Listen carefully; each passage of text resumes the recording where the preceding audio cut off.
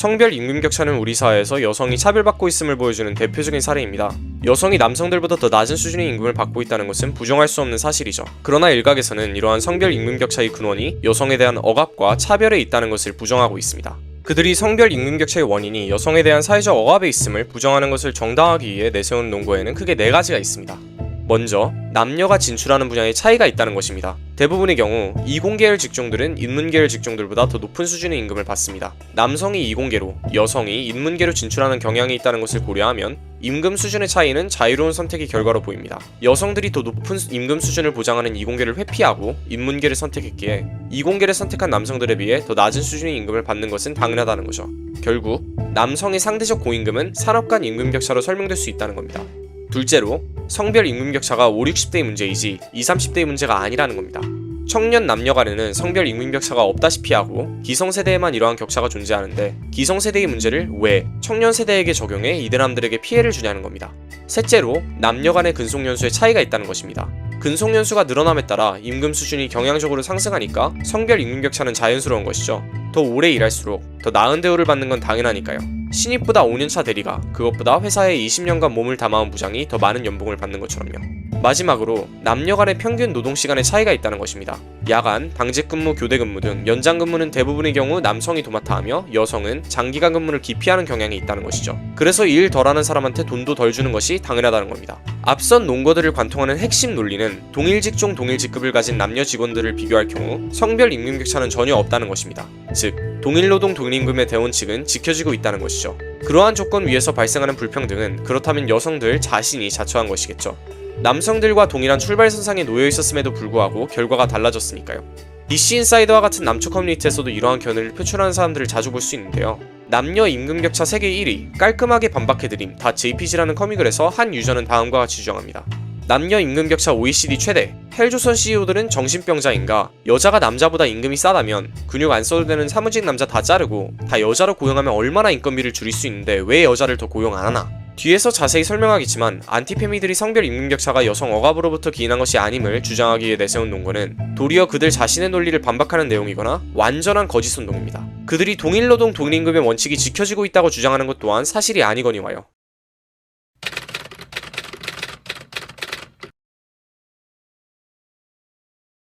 앞서 안티페미들이 성별 임금 격차가 여성에 대한 차별로부터 기인하는 것임을 부정하는 논거에 크게 4가지가 있다는 것을 말씀드렸는데요. 이들의 논리들을 각각 조금 더 자세히 들여다봅시다. 안티페미들은 여성과 남성이 진출하는 분야와 선택하는 직종이 다르기 때문에 남녀 간의 임금 격차도 이러한 분야와 직종의 차이로 환원될 수 있다고 이야기를 합니다. 물론 이는 사실입니다. 남녀가 선택하는 직종에서의 차이가 존재하는 것도 맞고 노동자의 성별을 논외로 하더라도 이들의 직종 간에 차이가 있는 것은 엄연한 현실이니까요. 한국여성정책연구원의 신선미와 김종숙 선임연구위원은 노동시장에서의 성별 간 직종 분리와 교육에서의 전공 분리 그리고 임금 격차 간의 연관성에 대한 실증 연구를 내놓은 바 있습니다. 연구의 구체적인 내용에 무엇이 있는지 살펴볼게요. 논문에서는 먼저 던컨 지수를 차용하여 4년제 대학 졸업자와 전문대학 졸업자들 간의 성별 전공 분리 추이를 분석합니다. 던컨 지수란 성별 직종 분리를 분석하는 데 주로 사용되는 지수로서 남성과 여성의 직업 분포가 동일한 경우 0으로, 반대로 남성과 여성의 직업이 완전히 분리되어 있다면 100으로 나타내게 됩니다. 결과는 다음과 같습니다. 먼저 4년제 대학 졸업자를 한번 볼게요. 검은색 그래프는 4년제 대학 졸업자의 던컨 지수를 나타내고 있습니다. 그래프는 성별 전공 분리가 점진적으로 감소하는 것을 보여주고 있는데요. 99년도에 40.2에 머물던 던컨 지수가 19년도에 와서는 30.7까지 떨어졌음을 확인할 수 있습니다. 이는 99년도에는 여성의 40.2%가 남성 집중 전공으로 이동해야 남녀 전공 분포가 동일해질 수 있었던 반면 19년도에는 여성의 30.7%가 남성 집중 전공으로 이동해야 전공 분포가 동일해질 수 있었다는 것을 보여줍니다. 전문대 졸업자들의 상황은 4년제 대학 졸업자들의 상황과 조금 다른데요. 전문대 졸업자들의 전공분리 추이를 나타내는 파란색 그래프는 전공분리의 점진적 증가를 보여주고 있습니다. 99년도에 39.8에 머물던 던컨 지수는 04년까지 44.2까지 가파르게 상승했다가 10년도까지 감소 추세에 들어서 40.7까지 내려간 후 다시 가파르게 상승하여 43.6이 됩니다. 이를 바탕으로 우리는 남녀가 서로 다른 전공을 선택하는 경향이 뚜렷이 존재함을 알 수 있습니다. 전문대학 졸업자와 같은 경우에는 그러한 전공분리 경향이 두드러지게 증가하였고 4년제 대학 졸업자와 같은 경우에는 비록 99년도에 39.8보다는 줄어들었지만 아예 사라지지는 않았음을 확인할 수 있습니다. 다음으로 논문에서는 성별 전공 분리가 어떻게 직종 분리로 이어지는지를 보여주는데요. 결과는 다음과 같습니다. 4년제 대졸 취업자 남녀를 통틀어 보았을 때 남성 집중 전공자는 남성 집중 직종에, 남녀 혼합 전공자는 남녀 혼합 직종에 주로 취업했다. 이에 비해 여성 집중 전공자는 극히 일부만 남성 집중 직종에 취업했고 나머지는 여성 집중 직종과 남녀 혼합 직종에 취업했다. 여성 졸업자로 한정하여 살펴보면 여성 집중 전공자는 여성 집중 직종에 51.5%, 남녀 혼합 직종에 43.3%, 남성 집중 직종에 5.1%가 취업했으며 남성 집중 전공자는 남성 집중 직종에 57.8%, 남녀 혼합 직종에 36.1%, 여성 집중 직종에 6.1%가 취업했다. 그 말인즉슨 성별 전공 분리가 성별 직종 분리로 이어진다고 믿을 만한 충분한 실증적 근거가 있다고 볼 수 있다는 것입니다. 2019년 기준 여성 졸업자의 8.7%만이 남성 집중 전공을 선택하고 25.7%가 즉 여성의 4분의 1 이상이 여성 집중 전공을 선택한 것을 고려하면 여성 집중 전공자의 51.5%가 여성 집중 직종에 취업한 반면 5.1%만이 남성 집중 직종에 취업하였다는 사실은 소수의 여성들만이 남성 집중 직종에 취업하였음을 뚜렷하게 보여줍니다. 우리는 지금까지 성별 전공 분리가 직종 분리로 이어진다는 것을 확인했습니다. 그렇다면 두 요인은 임금에 어떻게 영향을 미칠까요? 결론부터 말하자면 이는 여성 노동자의 상대적 저임금으로 이어지게 됩니다. 논문에서는 다음과 같이 지적합니다. 남녀 혼합 직종과 남성 집중 직종 모두 여성 집중 직종에 비하여 임금이 유의하게 높다. 남녀 혼합 직종은 여성 집중 직종에 비하여 16.3%, 남성 집중 직종은 여성 집중 직종에 비하여 24.3%가 높게 나타났다. 직종 분리에 미치는 전공 요인도 매우 뚜렷하다. 즉, 남성 집중 전공 졸업자가 남성 집중 직업으로 이행할 확률이 유의하게 높고 여성 집중 전공 졸업자는 남성 집중 직업으로 이행할 확률이 유의하게 낮다. 논문의 내용을 정리해보자면 남녀 간에는 전공분리 경향이 뚜렷하게 존재하고 이는 직종분리로 이어지며 직종분리는 다시 성별 임금 격차로 이어지게 됩니다. 마치 안티페미들의 주장에 합리성이 있는 것처럼 보이는데요. 그들은 여성들이 고소득으로 이어지는 전공을 선택하지 않고 고소득 직종으로 진출하지 않아 남성들에 비해서 상대적으로 적은 수준의 임금을 얻는 것이라고 이야기합니다. 물론 그들의 이러한 주장은 현실을 완전히 왜곡하는 것입니다. 현상의 여성차별을 존재함을 분명히 보여주는데도 자기가 원하는 방식대로 사태를 아전인수식으로 해석해버리는 거죠. 안티페미들의 주장은 두 가지 측면을 간과하고 있습니다. 상대적으로 고임금을 제공하는 남성 집중 직종에서도 여성들이 상대적 저임금의 조건에 놓이게 된다는 것과 전공과 직종의 선택 자체가 그 무슨 개인의 순수 자유의지에 의해서 이루어지는 것이 아니라 사회적 규정 아래서 사회적 영향 아래서 일정한 방식으로 유도된다는 점을요. 남성 집중 직종에서의 여성 노동자들의 상대적 저임금과 관해서 신선미와 김종숙 연구위원은 다음과 같이 지적합니다. 이상의 독립 변수들과 동시에 학킴 방식으로 구분한 전공 유형을 투입했을 때 여성 집중 전공 졸업자가 남녀 혼합 전공 졸업자에 비해 임금이 유의미하게 높았고 남성 집중 전공 졸업자는 남녀 혼합 전공 졸업자와 유의미한 차이를 보이지 않았다. 성별로 나누어 분석한 결과를 보면 이러한 결과가 여성 졸업자 집단에서 발생하며 남성 졸업자 집단에서는 학킴 방식으로 구분한 전공 유형 간의 유의미한 임금 차이가 발견되지 않았다. 여성이 여성 집중 전공을 선택할 경우 임금에 긍정적인 영향이 있으므로 여학생들이 여전히 전통적으로 여성 집중 전공에 편중되는 현상이 지속되고 있는 것으로 볼 수 있다. 여기서 눈여겨보아야 할 점은 남성 집중 직종과 남녀 혼합 직종의 임금 수준이 여성 집중 직종에 비해 유의미하게 높음에도 불구하고 여성 졸업자 집단에서는 여성들이 여성 집중 전공을 선택했을 때 임금에 긍정적인 영향이 있다는 것입니다. 이는 여성들이 남성 집중 직종 및 남녀 혼합 직종에 진출했을 때 받는 임금 수준이 이미 남성 집중 직종이나 남녀 혼합 직종에 비해 낮은 수준의 임금을 제공하는 여성 집중 직종에 비해 더 낮다는 것을 의미합니다. 결국 문제는 안티페미들이 주장하는 것처럼 남성들이 더 많이 진출하는 고소득 직종으로 이동한다고 해서 해결되지 않습니다. 도리어 여성들에게는 남성들에게 고소득을 보장하는 직종들에서의 상대적 저임금으로 인해 해당 분야로 진출할 경제적 요인이 떨어지게 되는 것이죠. 남성 노동자들처럼 고소득 받겠다고 남성 집중 직종으로 갔다가 괜히 피만 볼 게 뻔하니까요. 성별 임금 격차가 남녀 간 직종 분리에 의해 발생하는 측면도 있지만 반대로 직종별 성별 임금 격차가 남녀 간 직종 분리를 유지시키고 재생산하는 측면이 분명히 존재하는 겁니다. 전공과 직종 선택은 또한 기타 사회적 요인에 의해서도 규정되게 됩니다. 어떤 전공을 선택하는가, 어떤 직종을 선택하는가는 여성을 구조적으로 배제하는 외적 요인에 의해서도 또 내면화된 성차별에 의해서도 영향을 받게 됩니다. 사회학과 심리학계에서는 성차별이 어떻게 여성의 행동을 규정짓고 그들이 일정한 방향으로 나아가도록 조건짓는지에 대한 연구가 상당히 진척되었는데요. 먼저 학계에서 과학교원들의 젠더 편견이 남학생들에게 유리하게 작용한 경향에 있다는 연구가 있습니다. Science Faculty Subtle Gender Biases Favor Male Students라는 제목의 논문에서 모스 라쿠신 박사는 과학계에서 실험실 관리자직에 여학생보다 남학생을 더 많이 채용하는 경향이 있음을 확인한 뒤 이를 해명하기 위해 과학계에서 여성에 대한 차별이 존재하는지에 대한 실험을 진행합니다. 실험은 다음과 같이 진행되었습니다. 먼저 라쿠신 박사는 미국 내 다양한 대학의 생물학, 화학, 물리학과 교원들을 실험 참여자로 모집하였습니다. 실험 참여자들은 대학원에 진학하려고 하며 최근 실험실 관리자직에 지원한 가상의 학부생을 평가하게 되었습니다. 이때 참여자들은 해당 평가가 실제 학부생에 대한 평가이며 그 평가가 그들의 실험실 관리자직 채용에 영향을 줄 것이라는 안내를 받았습니다. 참여자들은 각자 남성이나 여성의 이름이 써져 있는 평가 자료 중 하나를 제공받았는데요. 이때 두 평가 자료는 완전히 동일하였으며 유일한 차이는 가상의 학부생의 이름이 주로 남성이 쓰는 이름인가 아니면 여성이 쓰는 이름인가였습니다. 참여자들은 해당 평가 자료를 바탕으로 가상의 학부생의 실력, 고용의사 여부, 멘토링 제공 여부의 3가지 지표로 평가하였습니다. 결과는 다음과 같았습니다. 남학생의 것으로 인식된 평가 자료는 여학생의 것으로 인식된 평가 자료에 비해 모든 지표에서 보다 높은 평가를 받았습니다. 총 5점 만점의 점수에서 실력 지표에서 남학생은 평균 4를 받은 반면 여학생은 3.3을 받았고, 고용의사 여부에서 남학생은 3.5를, 여학생은 그에 한참 못 미치는 2.9를 받았으며, 멘토링 제공 여부 지표에서 남학생은 4.7을, 여학생은 4를 받았습니다. 평가 자료는 동일했음에도 평가자들은 평가 대상이 남성이라는 이유만으로 더 높은 점수를 매긴 것이죠. 이처럼 특정 직종이나 분야에 진출하는 데 있어서 여성은 분명한 성차별을 받습니다. 이는 앞서 언급한 성별 전공 및 직종 분리 경향에도 영향을 미치게 되겠죠. 여학생들이 또래 친구들의 영향에 의해 자신이 선호하는 과목을 바꾸는가에 대한 연구도 존재합니다. 해당 연구 논문의 저자 이사벨 라베는 다음과 같이 지적합니다. 학교에서 선호하는 과목은 개인의 교육 및 직업적 경력을 미리 결정할 수 있습니다. 여학생이 이공계에 대한 선호도가 약해지면 소득과 지위에서 거시적인 수준의 성불평등을 초래할 수 있습니다. 스웨덴의 청소년에 대한 대규모 패널 데이터를 바탕으로 1년 사이에 이공계 과목 선호도의 성별 격차가 확대되는 것을 확인했습니다. 소셜 네트워크 데이터에 새로 개발된 무작위 계수 다단계 확률적 행위자 중심 모델을 적용하여 사회적 맥락이 이러한 변화에 어떻게 기여하는지 조사합니다. 그 결과 학생들이 친구의 선호도에 따라 자신의 선호도를 조정한다는 강력한 증거를 발견했습니다. 또한 여학생들은 같은 반의 다른 여학생들도 이공계를 좋아할 때 자신의 이공계 선호도를 유지하는 경향이 있었습니다. 이러한 메커니즘이 기존의 선호도를 증폭시켜 이공계 성별 격차가 극적으로 확대되는 데 기여한다는 결론을 내렸습니다. 지인에 의한 영향 외에도 부모의 자녀에 대한 영향에 관한 연구도 있는데요. 해당 연구를 진행한 파슨스는 부모의 자녀들에 대한 인식이 어떻게 아이들의 자기관념에 영향을 미치는지에 대해 파악하기 위해 다음과 같은 실험을 진행합니다.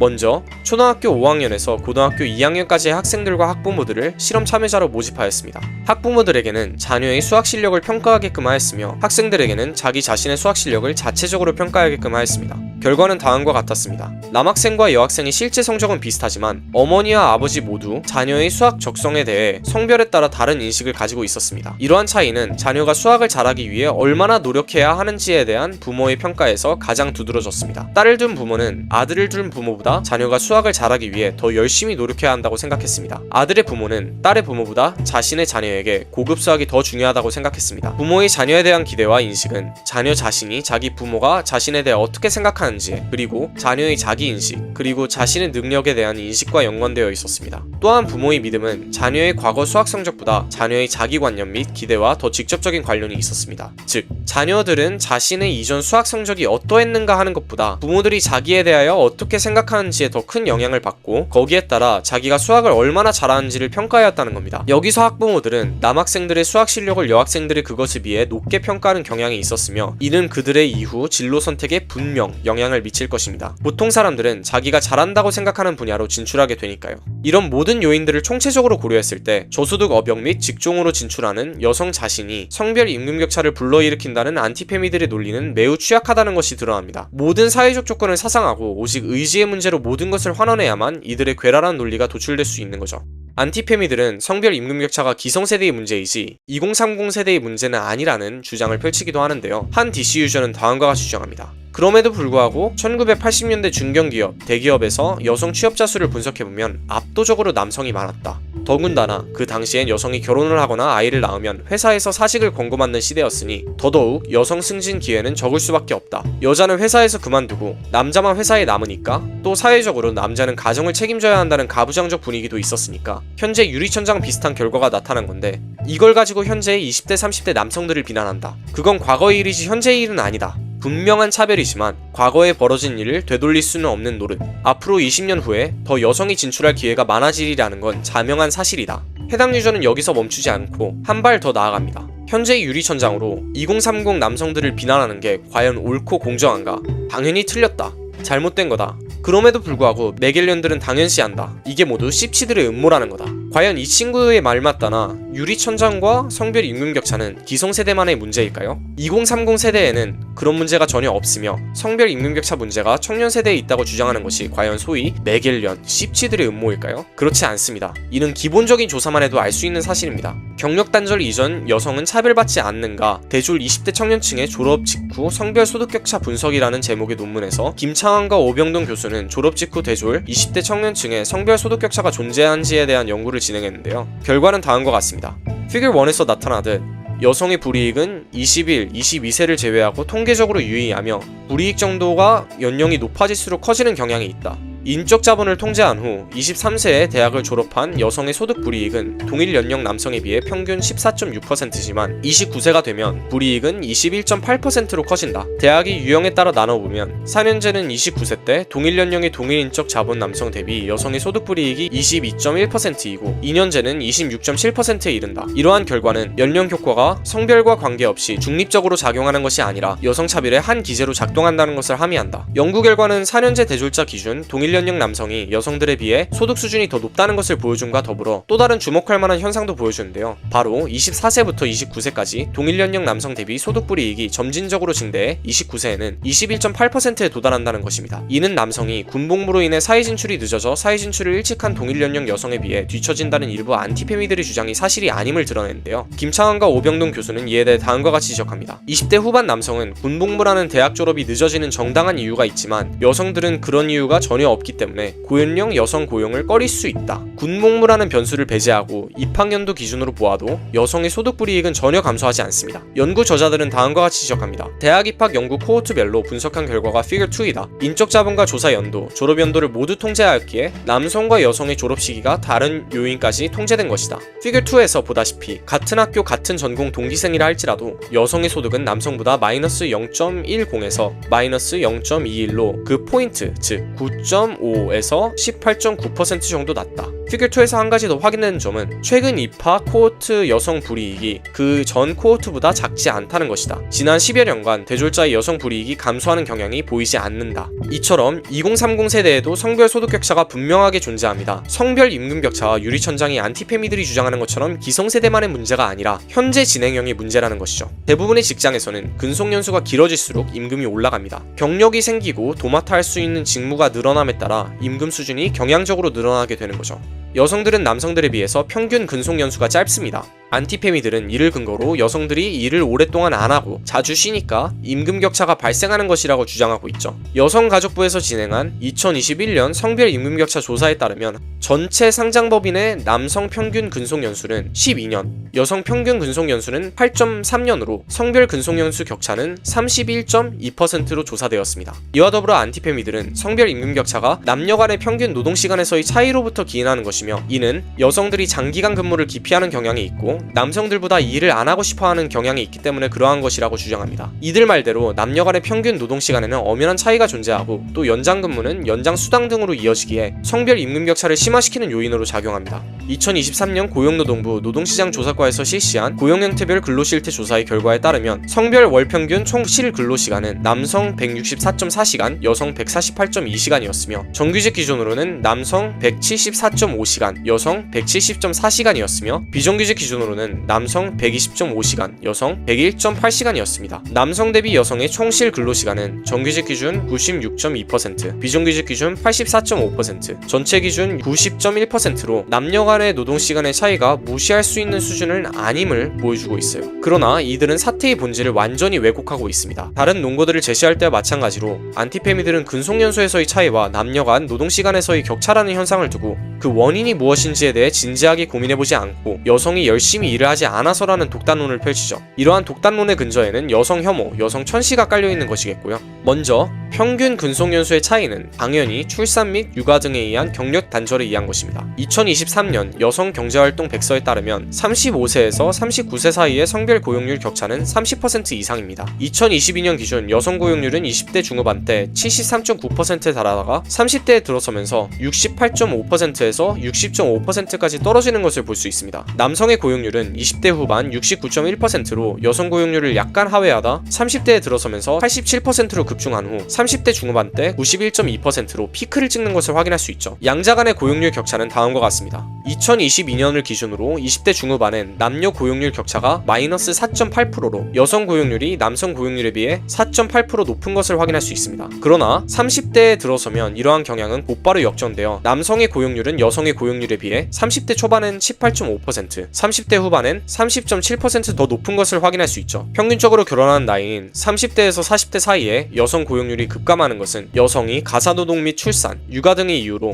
노동시장에서 대거 탈락하는 것 외에 다른 이유로 설명될 수 없습니다. 그러니까 근속연수에서도 차이가 생기는 거겠고요. 남녀 노동시간에서의 차이도 여성이 짊어지게 되는 육아 및 기타 가사노동의 짐에 의해 발생하게 됩니다. 가사 및 돌봄 시간을 살펴보면 여성의 가사노동 시간은 남성의 2.5배였다. 코로나19 등의 영향으로 돌봄 시간은 여성과 남성 모두 길어졌지만 여성의 돌봄 시간이 0.4시간 증가할 때 남성은 0.2시간 느는데 그쳐 차이를 보였다. 여성과 남성의 돌봄 시간 격차는 5년 전 3배에서 2.6배로 완화했다. 맞벌이 가정이라도 돌봄 시간은 남성 0.7시간, 여성 1.4시간으로 2배 차이를 보였다. 12살 이하 아동이 있으면 여성이 남성보다 3배 이상 긴 시간을 돌봄 노동에 쓰는 것으로 나타났다. 장시간 노동은 남성들보다는 가사노동 시간이 남성이 2.5배 달하는 여성에게 더 큰 부담으로 작용할 수밖에 없습니다. 남성이 해야 하는 일을 여성이 혼자 다 하기 때문이죠. 시사인 전혜영 기자는 성별 임금 격차에 대한 골딘 교수의 견해를 소개하며 다음과 같이 지적합니다. 골딘이 주목하는 건 이른바 탐욕스러운 일자리다. 금융이나 법률 분야 등에서 예측 불가능한 장기간 노동을 요구하며 이를 대가로 높은 임금을 지급하는 일자리다. 이런 일을 하려면 저녁이나 주말에 긴급한 호출에도 언제든 지체 없이 대응할 수 있는 온콜 상태여야 한다. 처음에는 부부가 모두 이런 일자리에 종사하더라도 아이가 태어나면 상황이 달라진다. 아이가 갑자기 아프거나 학교 행사가 있는 날에는 누군가 달려와야 하기 때문이다. 둘 중 한 명은 근무 시간이나 장소를 유연하게 선택할 수 있는 일자리로 옮겨야 한다.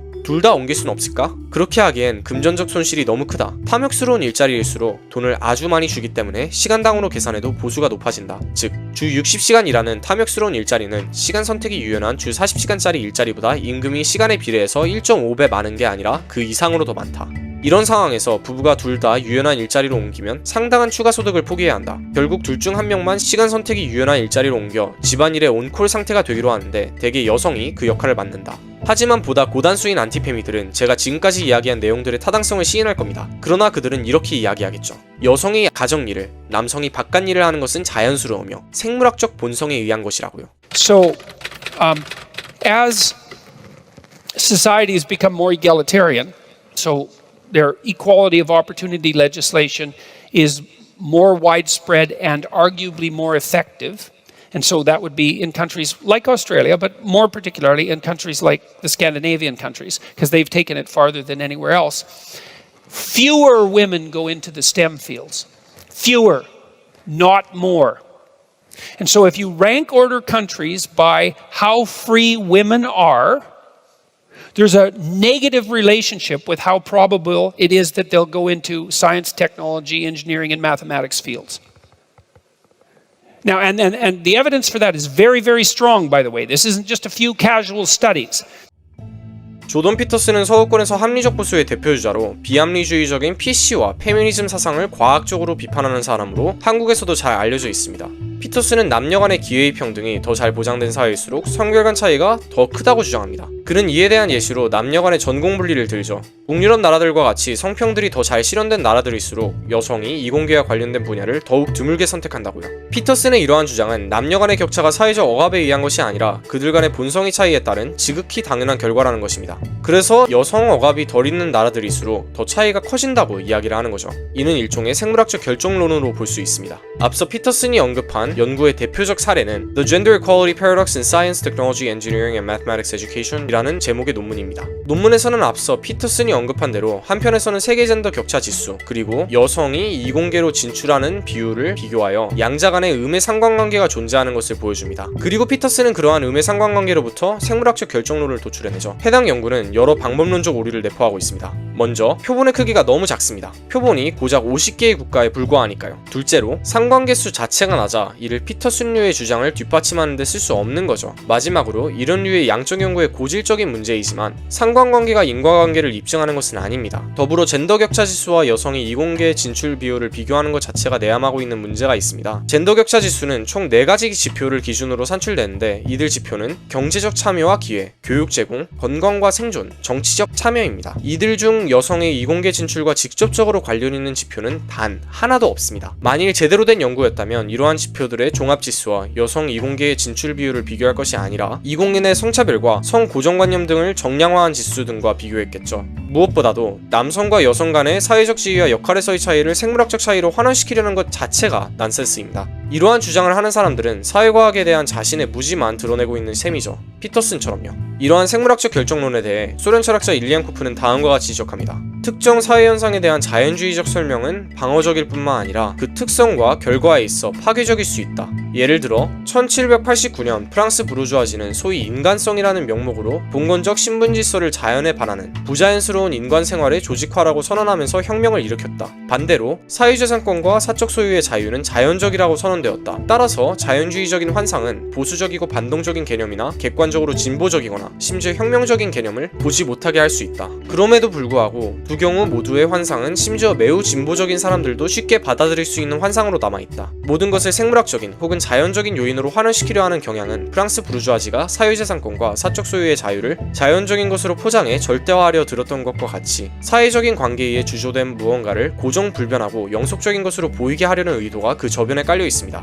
피터슨과 같은 사람들이 남녀 간의 사회적 격차를 생물학적 차이로 환원시키려고 하는 것도 이러한 의도를 담고 있는 것입니다. 그들은 남녀 간의 격차를 절대화하고 자연적인 것으로 묘사하여 마치 그것을 극복하려는 모든 시도가 부자연스러운 것임을 논증하려 들죠. 그러나 남녀 간의 사회적 격차를 비롯한 사회의 재반 현상은 순전히 사회적인 것으로부터 흘러나온 것일 뿐입니다. 일리안코프는 생물학적인 것과 사회적인 것의 상호 연관의 문제에 대해 설명하면서 다음과 같이 언급합니다. 이 문제는 인간이 적어도 사고에 있어서는 이 두 가지 측면으로 나뉠 수 있는 한편으로는 사회적 존재이고 다른 한편으로는 생물학적 존재가 아니라 문자 그대로의 의미에서 변증법적 존재이기 때문에 발생한다. 이것은 인간의 어떠한 사회적 시도, 어떤 행동, 어떤 사회생활의 발현도 생물학적 메커니즘, 특히 신경계의 메커니즘에 의해 가능함을 의미한다. 다른 한편 인간 유기체의 모든 생물학적 기능은 인간의 사회적 기능의 수행에 어느 정도 종속되어 있다. 여기서는 생물학 전체가 본질적으로 전혀 다른 원리의 발현 형태에 불과하게 된다. 따라서 우리는 유기체의 생물학적 기능을 특정한 개인의 역사적으로 결정된 사회적 기능이 발현한 형태로 간주할 수 있다.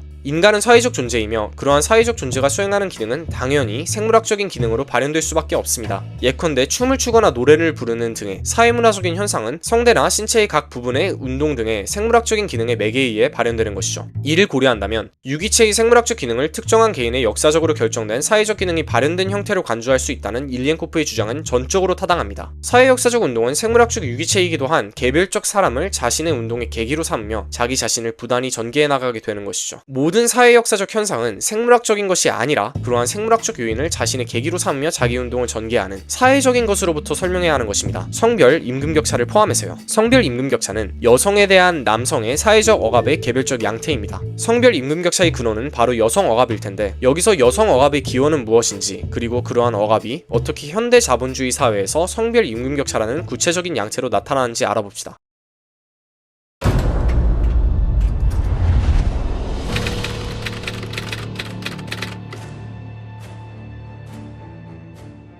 여성 억압의 역사적 기원을 추적하기 위해 우리는 남성이 여성에 대한 지배적 관계, 즉 가부장제의 기원을 추적해야 합니다. 전 인류사에 비추어 보았을 때 남성이 여성을 지배하게 된, 즉 가부장제가 존속한 기간은 얼마 되지 않습니다. 인류가 약 300만 년 전에 탄생한 반면 가부장제의 역사는 기껏해야 2만 년도 채 안 되었으니까요. 이를 고려하였을 때 피터슨과 같은 생물학적 결정론자들이 주장하는 가부장제를 생물학적 본성과 결부시키려는 논리는 허무맹랑하게 느껴지죠. 만일 그것이 진짜 사람의 생물학적 본성으로부터 발현된 것이라면 인류가 등장했을 때 가부장제도 같이 자연적으로 생겨났을 테니까요. 가부장제는 기본적으로 가정 내 남성의 지배, 즉 남성이 여성에 대한 지배와 억압을 매개하는 가족관계입니다. 따라서 가부장제의 발생과 발전의 과정을 파악하기 위해서는 역사상 가족 형태의 발전 과정을 보아야 하는 겁니다. 가족 사유재산 국가의 기원이라는 저작에서 프레드리히 엥게스는 가족 형태의 역사적 발전 과정을 상세히 서술하며 그것의 재형태를 구체적으로 설명합니다. 그럼 이제 엥게스가 서술한 내용을 기반으로 가족 형태가 어떻게 변화해 왔는가, 그리고 어떠한 사회적 조건으로 인해 기존의 가족 관계가 가부장적 관계로 변모하게 되었는가를 설명해 보도록 하겠습니다. 역사적으로 다양한 가족의 형태들이 존재해왔지만 이들은 남녀 간의 관계가 어떻게 형성되고 어떠한 기제를 통해 재생산되는가에 따라 크게 4가지로 구분될 수 있습니다. 이들은 혈연가족, 푸날로아 가족, 대우온 가족, 단혼가족 혹은 일부일처제입니다. 혈연가족은 한 가족 내에서 같은 세대의 남녀가 결혼하는 방식으로 가족이 구성되는 최초의 역사적인 가족 형태입니다.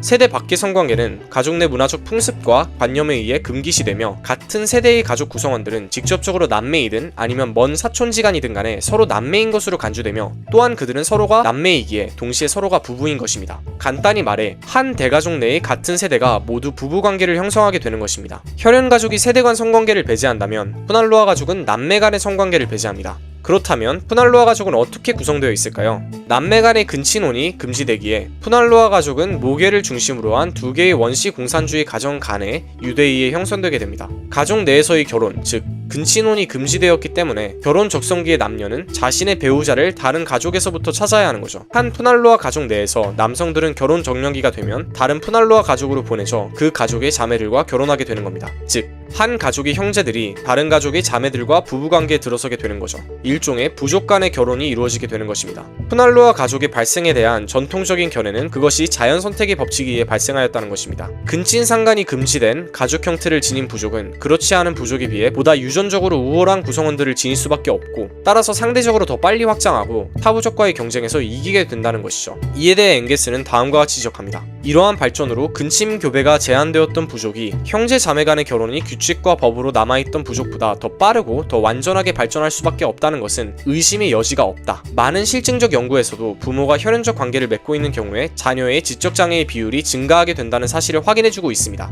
A Family Study of Consanguinity in Children with Intellectual Disabilities in Barwani, India라는 제목의 연구에서 람 라칸은 남인도 발와니 지역의 근친혼 사례들과 근친혼에 의해 나온 자녀들의 지적장애 비율을 분석하였습니다. 분석 결과는 다음과 같습니다. 총 262명의 자폐증 아동 중 97명의 부모가 어떤 형태의 근친관계와 자폐증, 간질, 뇌성마비, 정신질환 중 한 가지 이상의 장애 가족력이 있는 것으로 나타났습니다. 근친상간 부모 중 46명의 자녀가 자폐증 가족력이 있었고 27명이 간질, 10명이 뇌성마비, 14명이 정신질환을 앓고 있었습니다. 전체 자폐증 인구 중 17.55%는 자폐증 병력이 있었고 10.30%는 간질, 3.81%는 뇌성마비, 5.35%는 정신질환을 앓고 있었습니다. 그러나 소련 인류학의 이후 성과들은 엥게스와 당대 인류학자들이 내세운 자연선택 가설의 타당성에 의문을 던집니다. 혈연가족 혹은 부족 내 구성원들의 수가 충분히 많기 때문에 종내혼으로서의 근친혼이 앞서 언급한 지적장애의 발현으로 이어질 가능성이 현저히 낮기 때문이죠. 소련 인류학자 페르시츠는 조계혼으로 특징지어지는 푸날로아 가족이 이러한 결혼 형태와 관해 톨스토브의 가설을 소개합니다. 톨스토브는 초기 원시 공동체 내에서의 경제생활과 조계혼과 관한 관습들을 연관지으면서 부족 내의 성관계가 질투심을 자극하고 부족 내 사회적 화합을 그리하여 집체적 생산을 저해했기에 점차 부족 내 구성원들과 성관계를 가지는 것을 금지해 나갔을 것이라고 주장합니다. 이러한 발전의 귀결이 조계혼이었던 것이죠. 대우온 가족은 그 이름이 보여주듯이 대우온을 그 결혼 형태로 가집니다. 대우온은 혈연가족과 푸날로아 가족에서의 군혼과 일부일처제 사이의 과도기적 결혼 형태로서 기본적으로 다부다처제에 기초하지만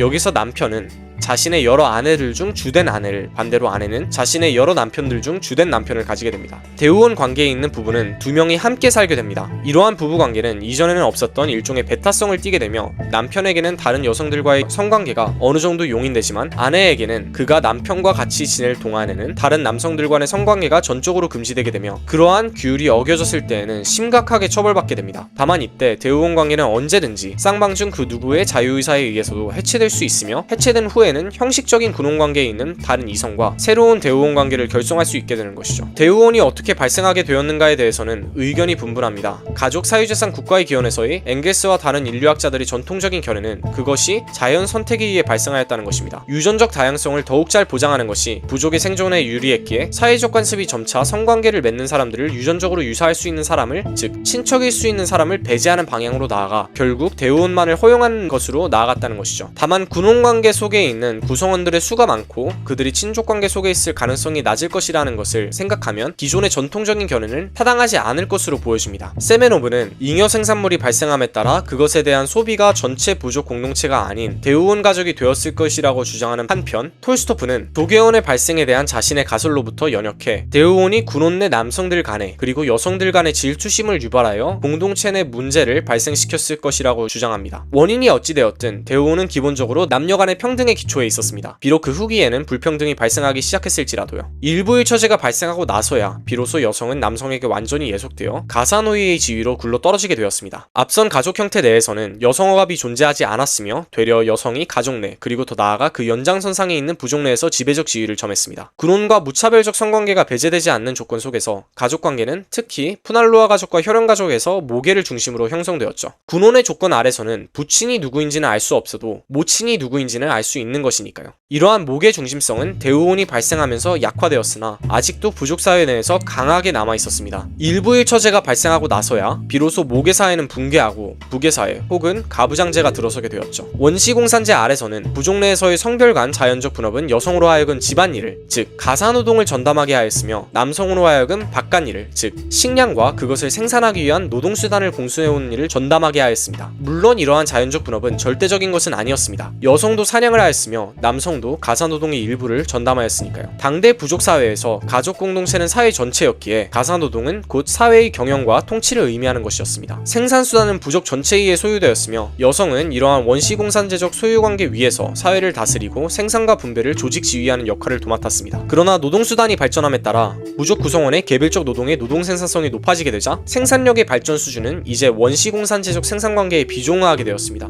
부족사회의 경계 밖에서 바깥일을 도맡던 남성의 노동 생산성이 높아지고 잉여 생산물이 발생하였으며 특히 목축업에서의 생산성이 증대하자 남성의 경제적 지위는 상승하게 되었으며 기존 원시공산제의 재반 제도가 물질적 재부를 가져온 남성에게는 불합리한 것으로 비춰지게 된 것이죠. 남성이 공수해온 물질적 재부의 양이 늘어나게 됨에 따라 그리고 노동 생산성이 제고되어 잉여 생산물이 발생함에 따라 그것을 생산하고 관리하는데 더 많은 노동력이 필요하게 되었으며 이러한 노동력에 대한 수요를 부족의 구성원만으로는 충족시킬 수 없게 되자 사람들은 타 부족에로 눈을 돌리게 되었습니다. 정복 전쟁을 통해 타 부족의 구성원들을 노예화해 일을 하고 자신의 물질적 재부를 특히 가축을 관리하게 하려는 것이었죠. 이러한 부족 간의 전쟁 및 노예화의 과정 속에서 남성들의 경제적 지위는 한층 더 상승하게 되었습니다. 남성들은 한편에서는 거대한 물질적 재부를 다른 한편에서는 형식적으로는 부족 전체를 위해 그러나 실질적으로는 그들이 지휘하는 노예를 거느리게 되었으니까요. 원시공산제는 점차 유명무실해졌으며 남성들의 생산수단 및 물질적 재부에 대한 배타적 소유가 확립되게 되었으며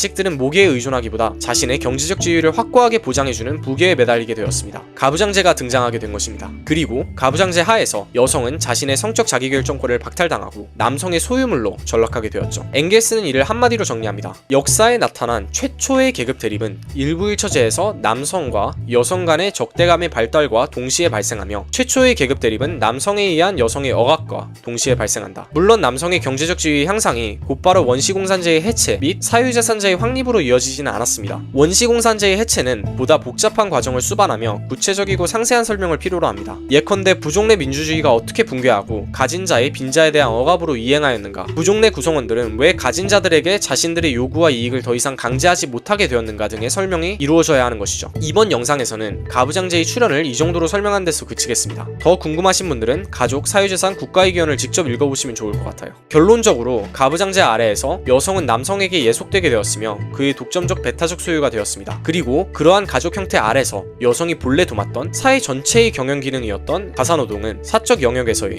무급 노예노동으로 되어버렸죠. 자본주의적 재관계 아래에서 가부장제의 역할은 크게 변화하게 됩니다. 이전까지는 가족이 생산수단을 소유한 가부장을 중심으로 형성된 경제생활의 기초적 단위였다면 자본주의 아래에서 대다수의 가부장은 생산수단에 대한 소유를 박탈당해 무산자로 전락하게 됩니다. 자본주의적인 생산관계는 소생산자들의 수탈, 즉 그들의 생산수단에 대한 소유의 박탈을 수반한 자본 축적으로부터 발생하게 되기 때문이죠. 이는 자본의 본원적 축적이라 불리는데 이에 관해서는 추후 다른 영상에서 조금 더 자세히 설명하는 걸로 하겠습니다. 생산수단에 대한 그리고 물질적 재부에 대한 소유가 남성이 여성에 대한 경제적 우월성을 보장하고 더 나아가 가족 내에서의 남성의 지배적 지위를 보장하는 주된 요인이었다는 것을 고려하면 대다수의 남성들의 생산수단으로부터의 분리는 무산자들 간의 즉 남녀 노동자들 간의 평등으로 이어질 것으로 생각될 수 있습니다. 그러나 현실은 그렇지 않습니다. 자본주의 하에서도 가부장제는 여전히 남아있고 그래도 여성에 대한 남성의 지배 그리고 여성 억압도 버젓이 남아있으니까요. 자본주의 아래서 가부장제를 존속시키고 재생산하는 기제는 바로 가족임금입니다. 자본가들은 의식적으로든 무의식적으로든 바깥일을 하면서 가족을 부양하는 가장인 남성 노동자들에게 상대적 고임금을 제공함으로써 가족 내에서의 여성의 남성에 대한 경제적 예속을 재생산시키는 것이죠. 이에 대해 조금 더 자세히 살펴봅시다. 가족임금은 노동자들이 어떻게 계급으로서, 즉 사회적 집단으로서 재생산되는 것과 관련이 있습니다. 노동계급이라는 무산자들로 구성된 사회적 집단의 재생산은 그 구성원인 노동자들의 개인으로서의 재생산, 즉 생존 및 생활 영위와 더불어 세대에 걸친 그 대우의 재생산을 의미합니다. 그러니까 개인이 자기가 혼자 살기 위해 돈을 버는 것과 더불어 자녀를 낳고 부양해 자신이 나이가 들어 은퇴할 때 자신의 위치를 대신할 새 세대를 길러야 한다는 것이죠. 여기서 가족임금은 노동자 개인이 자기 자신의 생활을 영위할 수 있게 하는 임금과 더불어 자신의 배우자와 자녀를 부양할 수 있게끔 하는 임금액을 의미합니다. 경제생활의 기초단위인 가족을 재생산할 수 있는 임금을 가족임금이라 부르는 것이죠. 성별 임금 격차의 본질이 바로 이 가족임금인 것입니다. 이렇게 가족의 재생산에 필요한 임금이 남성 노동자에게 주어지게 되면 남성은 생산수단에 대한 소유 없이도 가족 내에서 여성에 대한 경제적 우위를 점하게 되며 또한 가족의 형성도 여성이 남성에 경제적으로 의존하는 방식으로 이루어지게 됩니다. 여성은 먹고 살기 위해서 남성에게 의존해야 하는 것이니까요. 안티페미들이 여성을 비하하기 위해 만든 신조어인 취업과 시집의 합성어인 취집도 여성이 이러한 경제적 예속성을 반영하고 있습니다.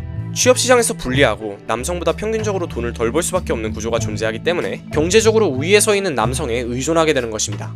가족임금으로 인해 재생산되는 가부장적인 가족 내에서 여성은 남성에 비해 집안일, 그러니까 가사노동을 더 많이 하게 됩니다. 이는 개별적인 가족 단위 내에서는 합리적인 성별 간 분업으로 볼 수 있습니다. 가족임금이 남성으로 하여금 더 높은 수준의 임금을 벌어올 수 있게끔 하기 때문에 남편이 집안일을 분담하고 그 시간에 자신이 바깥일을 같이 하는 것보다 아내가 집안일을 도맡아 하고 그 대신 남편으로 하여금 바깥일을 더 많이 하게 하는 것이, 즉 아내가 남편의 내조를 하는 것이 보다 더 효율적인 것이니까요. 만일 여성이 남성과 동일한 수준의 임금을 얻을 수 있었으면 이러한 분업은 굉장히 비합리적인 것이었겠지만 현실은 남성이 여성보다 더 많은 수준의 임금을 가져가도록 합니다. 따라서 남성이 바깥일을, 여성이 집안일을 보다 더 많이 하게 되는 것이 비록 그러한 분업이 절대적이지는 않더라도 자연스럽고 합리적인 분업 체계로 되어버리는 것이죠. 이러한 가족 내 분업에 의해 전반적인 임금 수준은 낮아지게 됩니다. 임금은 노동력 재생산 비이며 노동력, 즉 노동자와 그의 가족의 생활을 영위하는 데 드는 비용을 반영한 화폐액입니다. 이때 가족임금을 남성 노동자들에게 제공하는 것은 얼핏 보면 임금 수준의 증대로 이어지는 것처럼 보이지만 전 사회적 층위에서는 전반적인 임금 수준을 절약하는 효과가 있습니다. 삶을 유지하기 위해 필수적인 가사노동을, 그러니까 요리, 세탁, 청소, 육아 등의 노동을 남성에게 경제적으로 예속된 여성이 무급으로 수행하기 때문이죠. 만일 무급 가사노동이 없었다면 이 모든 것이 서비스로서 구매되어야 했을 것입니다. 가사노동 없이 살 수 있는 사람은 사실상 없기 때문입니다. 윤자영 충남대 경제학과 조교수는 돌봄 노동의 경제적 가치라는 논문에서 돌봄 노동 혹은 가사노동의 경제적 가치를 계산합니다. 여기서 돌봄 노동으로 명명된 노동은 우리가 통상적으로 가사노동을 생각할 때 떠오르는 노동 형태로 다음과 같은 종류의 노동이 모두 이 개념에 의해 포섭됩니다. 본 영상에서는 편의상 윤자영 교수가 돌봄 노동으로 명명한 노동을 가사노동이라 부르도록 하겠습니다. 가사노동의 경제적 가치는 제3자의 원칙에 의해 계산됩니다. 시장에서 구매할 수 있는 재화와 서비스로 무급 가사노동을 대체할 수 있다면 그러한 가사노동의 경제적 가치는 그것이 시장 대체제의 가격으로 계산될 수 있는 것입니다. 여기서 계산 방법은 일반인 대체비용법과 전문가 대체비용법으로 나뉩니다. 일반인 대체비용법에서는 무급 노동을 하나의 직업으로 간주하여 이에 대응할 만한 직업인을 고용한다고 가정하며 전문가 대체비용법에서는 무급 노동을 활동 유형별로 분류해 그에 상응하는 전문 직업인을 선택한다고 가정합니다. 어떠한 계산 방법이 타당한 것인가에 대해서는 의견이 분분하지만 일반인 대체비용법은 무급 가사노동의 가치를 상대적으로 저평가하고 전문가 대체비용법은 그 가치를 상대적으로 고평가한다는 차이가 있습니다. 일반인 대체비용법과 전문가 대체비용법 모두 일정한 제한성이 존재합니다. 일부 가사노동에는 시장 대체제가 존재하지 않는다는 점과 무급 가사노동의 시장 대체제의 가격이 무급 가사노동의 존재로 인해 그 사회적 가치에 비해 저평가된다는 점입니다. 무급 대체제가 널려 있을 때 돈을 주고 구매하는 같은 종류의 재화와 서비스의 가격은 낮아질 수밖에 없게 되기 때문이죠. 이러한 제한성으로 인해 무급 가사노동의 추정 가치는 그 실질적 가치에 비해 저평가될 수 있습니다. 더불어 주류 경제학에서는 노동이 창출하는 가치와 노동력의 가치를 구분하지 않기 때문에 실제로는 가사노동에 필요한 노동력의 가치를 계산하는 것을 가사노동의 가치라고 지칭합니다. 이는 분명한 오류이며 가사노동이 창출하는 가치를 제대로 계산하기 위해서는 주어진 가사노동자의 시장임금에서 가사노동자들이 생산한 가치 중 자본가에 의해 전유되는 잉여분의 비율인 잉여가치율을 반영해야 하는 것이죠. 그러나 본 논문에서는 이러한 점이 반영되지 않아 무급 가사노동은 더욱 저평가되게 됩니다. 이를 염두에 두고 다음의 결과를 봅시다. 여성의 가사노동에 필요한 노동력의 총가치를 화폐액으로 산출하면 전문가 대체비용법 기준 약 21조 5,830억 원에 달합니다. 만일 성별 임금 격차가, 그러니까 가족 임금이 존재하지 않았다면 가부장적 가족 형태도 존재하지 않았을 것이고 여성의 무급 가사노동도 존재하지 않았을 것입니다. 그렇다면 약 21조 5,830억 원에 달하는 노동력의 가치를 구매할 수 있을 수준의 임금액이 노동자에게 제공되어야 했을 것이고, 이는 전문가 대체비용법 기준 1인당 가사노동의 경제적 가치 혹은 가사노동력의 가격인 연간 956만원에 달하는 인건비 상승을 수반하게 되었을 것입니다. 2024년 기준 최저연봉은 2,472만원입니다. 여기서 956만원의 인상은 38.67%의 인상에 달하는 것입니다. 결국 성별 임금 격차의 본질은 가부장제를 유지하고 여성에게 무급 가사노동을 강제해 전반적인 임금 수준을 떨어뜨리기 위해 남성 노동자들에게 제공되는 가족임금입니다. 이 가족임금을 제공하는 한편 여성들을 억압해 임금 수준을 떨어뜨리는가, 아니면 여성들을 무급 가사노동의 짐으로부터 해방시키는 한편 전반적인 임금 수준을 올리는가가 성별 임금 격차 문제의 주된 쟁점인 것이죠.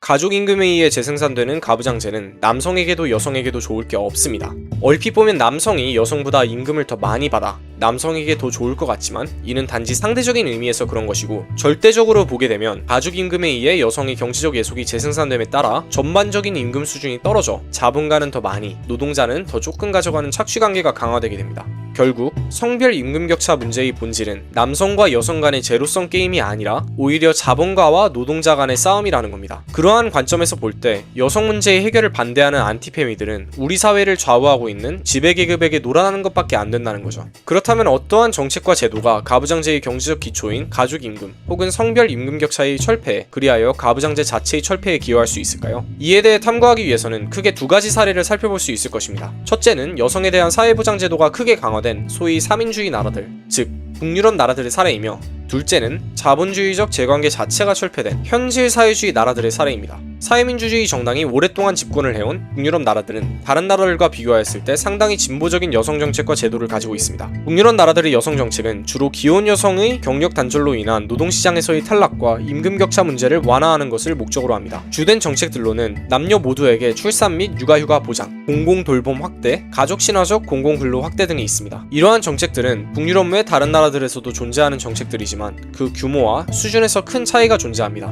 북유럽 나라들에서는 장기간 유급 출산 및 육아휴가를 법적으로 보장하여 여성 노동자들이 출산과 육아 등 가사노동을 이유로 노동시장에서 탈락하는 것을 방지하는 한편, 남성들에게도 휴가를 허락하여 남녀가 출산과 육아에 따른 가사노동의 책임을 분담하도록 유도합니다. 북유럽 나라들에서의 출산 및 육아휴가 기간은 평균 44.6주에 달합니다. 이는 남유럽, 일본, 한국의 27.8주에 1.6배 가까이 됩니다. 휴직 기간 급여는 국가에 의해서 보장되게 됩니다. 출산과 육아휴가가 짧거나 휴직기간 급여가 상대적으로 부족하다면 노동자들은 일이나 육아 중 양자택일을 해야 하는 상황에 몰리게 되고, 이는 주로 더 낮은 수준의 임금을 버는 여성 노동자들의 노동시장에서의 탈락으로 귀결되게 되지만, 예컨대 스웨덴과 같이 부모에게 한 자녀당 480일가량의 출산 휴직 급여가 주어지면 여성 노동자들이 일자리로 복귀할 수 있는 안정적인 조건이 마련되게 되는 것입니다. 북유럽 나라들에서는 어린이들을 위한 공공돌봄 서비스 또한 대폭 강화하여 가사노동의 사회화를 통해 여성 노동자들의 가사노동 부담을 줄이고 자신의 커리어를 유지할 수 있게끔 하는 조건을 조성해놓고 있습니다. 북유럽 나라들과 다른 OECD 나라들의 가족정책을 비교 분석한 연구자 올리비에 테베노는 다음과 같이 지적합니다. 북유럽 나라들에서는 정식 보육을 받는 육아의 비율도 훨씬 높다. 그 이유 중 하나는 다른 나라들에 비해 더 어린 나이에 보조금을 받는 공식 보육 서비스를 이용할 수 있기 때문이다. 예를 들어 덴마크에서는 육아휴직 기간이 만료되는 즉시 보육 서비스를 이용할 수 있으며 0세에서 2세 아동의 70% 50% 이상이 정식 보육 서비스를 받고 있어 OECD 평균보다 훨씬 높다. 미취학 아동들을 위한 서비스 제공은 다른 북유럽 국가들에서도 비교적 높은 편으로 아이슬란드는 3세 미만 아동의 약 52%, 스웨덴은 44%, 노르웨이는 35%가 정식 보육에 등록되어 있다. 북유럽 나라들은 또한 국가적 차원에서 가족 친화적인 공공 일자리들을 조성합니다. 이들 일자리들은 가사노동과 일을 병행해야 하는 사람들을 위한 파트타임 일자리이며 특히 가사노동과 육아를 병행해야 하는 여성들의 경제활동 참여율을 높인다는 데 의의가 있습니다. 이에 관해서는 여성 노동자들의 파트타임과 단축 노동을 제도화한다는 비판도 존재하지만 북유럽 나라들의 여성 파트타임 종사자 비율은 다른 나라들과 비슷하며 핀란드의 경우에는 오히려 다른 나라들보다 낮습니다. 지금까지 나열한 정책들은 다른 나라들에서도 시행되고 있는 것들입니다. 그러나 북유럽 나라들의 정책은 다른 나라들의 정책들에 비해 그 규모에서 차이가 납니다. 정책 시행에 지출되는 예산의 규모 자체가 다른 나라들에 비해서 상대적으로 높기 때문이죠. 특히 아시아 국가들이나 남유럽 나라들과 비교했을 때 그렇습니다. 2023년 기준 OECD 국가들의 가족 정책에 대한 공공 지출 규모를 비교해 보았을 때 북유럽 국가들이 지출 규모에서 상위권을 차지하고 있음을 확인할 수 있습니다. 북유럽 복지국가 모델의 대표주자로 꼽히는 네 나라들 덴마크, 핀란드, 노르웨이, 스웨덴의 연관 지표를 OECD 국가 평균과 비교해 보았을 때 이들 나라들의 여성 정책이 성과를 거두고 있음을 확실합니다. 먼저 여성 경제활동 참여율이 OECD 평균에 비교했을 때 훨씬 더 높습니다. 덴마크는 76%, 핀란드는 72.5%, 노르웨이는 75.6%, 스웨덴은 76.2%로 OECD 평균인 61.7%를 훨씬 상회하고 있는 것을 확인할 수 있죠. 출산 직후 여성 고용률, 그러니까 3세 이하 아동을 가진 여성의 고용률도 OECD 평균에 비해 높은데 OECD 평균이 52.5%인 반면 덴마크는 71.4%, 노르웨이는 81.1%, 스웨덴은 71.9%입니다. 핀란드는 예외적으로 51.8%로 OECD 평균에 못 미치지만 3세에서 5세 사이 아동을 가진 여성의 고용률을 기준으로 보았을 때에는 OECD 평균의 65.6%에 비해 더 높은 76.0%로 전반적으로 보았을 때 육아 및 가사노동으로 인한 노동시장에서의 탈락 문제가 어느 정도 완화되었음을 확인할 수 있습니다. 성별 임금격차 지표를 기준으로도 북유럽 나라들은 다른 나라들에 비해 상당히 양호합니다. 여기서 성별 임금격차는 남성 임금의 중위값과 여성 임금의 중위값을 비교한 수치인데 2022년 기준 아이슬란드, 스웨덴, 덴마크, 노르웨이의 성별 임금격차는 OECD와 EU 27개국의 평균보다 더 낮은 수준입니다. 핀란드를 예외로 하면요. 핀란드의 경우에는 성별 임금격차가 한국과 일본보다는 낮지만 미국과 OECD 그리고 EU 평균을 상회합니다. 현실 사회주의 나라들의 여성 정책은 당대 자본주의 나라들의 여성 정책과 비교될 수 없을 정도로 진보적이었으며 21세기의 많은 나라들의 여성 정책과 비교해보아도 상당히 진보적입니다. 이번 영상에서는 그중 가장 잘 알려진 소련의 사례를 살펴보고자 합니다. 먼저 정량적인 지표를 살펴봅시다. 1980년대를 기준으로 20세부터 54세까지의 여성의 경제활동 참여율은 88.2%에 달했습니다. 이는 2021년도 기준 캐나다의 68%를 훨씬 뛰어넘습니다. 여기에서 캐나다의 연관 통계는 경제활동 참여율이 아닌 풀타임으로 고용된 인원의 비율을 나타내지만 소련에서의 경제활동 참여율은 자본주의 나라에서와 달리 실업자와 파트타임을 포함하지 않기에 양자 간의 비교는 성립될 수 있습니다. 25세에서 44세 사이의 여성의 경제활동 참여율이 떨어지지 않고 92.9%에 달한다는 사실도 고무적입니다. 경력 단절 및 노동시장에서의 탈락은 보통 여성이 출산을 하고 가정을 꾸리게 되는 바로 이 시기에 발생하게 되는데 소련에서는 해당 시기의 여성의 경제활동 참여율이 90%를 상회하였으니까요. 사실상 대부분이 일을 하고 있었던 것입니다. 또한 고등교육을 받은 노동자 중 여성이 차지하는 비율은 52%로 남성 노동자의 비율을 넘어섰으며 소련 여성은 당대 비사회주의 나라의 여성에 비해 50%에서 100%가량 더 많은 임금을 받았습니다. 혁명 이후 여성 소득의 상승폭은 남성 임금의 상승폭에 비해 2배가량 되고요. 소련 여성들은 다른 여성들에 비해 상대적으로 높은 경제적 지위를 차지했습니다. 예컨대 상점이나 상업조직 지배인의 49%가 여성이었으며 주택건설 관리자의 48%가 여성이었고 도시설비와 서비스 관리자의 49%가 여성이었습니다. 중간 관리자급의 거의 절반 가까이가 여성이었던 것이죠. 그렇다면 어떤 정책이 시행되었기에 이러한 성과를 내는 것이 가능했던 것일까요? 물량상 한계로 모든 정책들을 다 다룰 수는 없으니 몇 가지만 꼽아서 소개하겠습니다. 먼저 모든 소련 국민은 헌법에 쓰여진 대로 일할 권리를 가졌습니다. 사회주의 경제제도 아래에서 해고나 고용상 불이익을 주는 것은 어려웠고 모두가 일자리를 가질 수 있고 또 예외적인 상황이 아니라면 가지는 것이 권장되었기에 자본주의 사회에서는 노동시장에서 취약할 여성 노동자들이 안정적으로 일자리를 잡고 계속 근무할 수 있었던 것입니다.